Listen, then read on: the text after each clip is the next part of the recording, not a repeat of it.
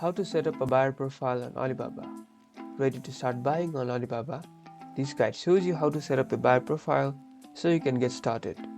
First, you need to register an account. You can do this on Alibaba website or the app. You'll need to provide some basic information like your country, your name, and your email address. You can also use your Google or Facebook account to register. After you register, you'll need to fill in your profile information. You can add your trade role, your company name, and your business type. This will help suppliers know who you are and what you're looking for. Make sure you fill in all the required information and get a full profile. After you fill in your profile, Alibaba will send confirmation email to your email address.